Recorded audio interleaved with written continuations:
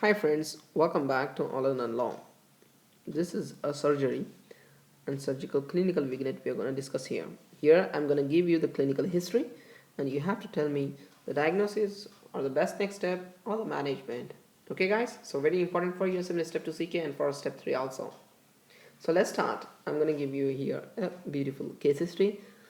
Okay, let me repeat the one. Okay, a 29-year-old man was stabbed on his right chest. He was stabbed. Okay, so soon after that he has shortness of breath.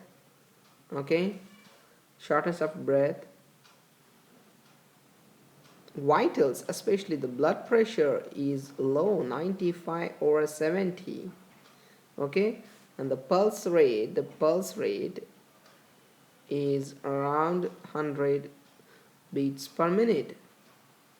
When you examine on his right chest, when you start examining on his right chest, so no breath sounds are heard, no breath sounds, and when you percuss, it's a dull.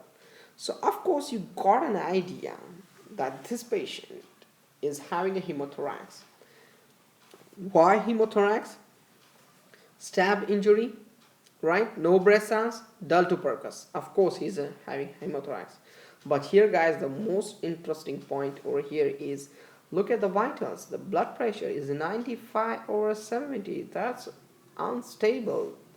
And the pulse rate is 100. So these are the 2 points what we are going to catch here. And now let's take a chest x-ray. Chest x-ray, of course, it indicates a large hemothorax, right? So now what you do, you place a right pleural, you place a chest tube you placed. Okay, soon after placing you recovered 1350 ml of 1350 ml of blood. OMG, what do you do? What's the next step? Remember, as I said before, this is a hemothorax, right? The 3 possibilities can be there. The bleeding from the chest tube, the blood collection from the chest tube can be 3 possibilities. Either it's a bleeding from the lungs, either it's a bleeding from pulmonary circuits, either it's a bleeding from intercostal arteries or systemic vessels. Okay, right? So now what happens if it's from lungs? The bleeding is usually very low. It's within 100 or 200 ml, and the next hour it will be very low compared to the previous hour, right? In a pulmonary bleeding, it will be very high, more than, some says 1000 ml, some says 1500, whatever it is. If the vitals are unstable, do thoracotomy and ligate it. That's it. Means the bleeding is from a pulmonary circuit. You cannot wait and watch. Okay, you need to do thoracotomy to ligate the vessel.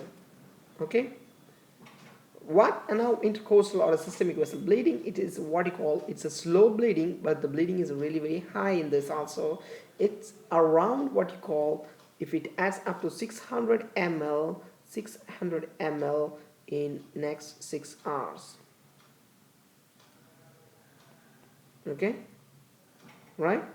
So what do you do? I'm going to talk in the next video regarding this pulmonary. Here the patient has a 1350 ml of blood in as soon as we place the chest tube. So what we have to do, we have to do thoracotomy and ligate the vessel. That's it.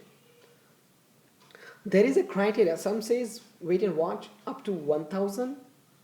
Some says no, you need to watch for 1500 to ligate, what you call, to do thoracotomy and ligate. But I think it's a 1000 is more, right?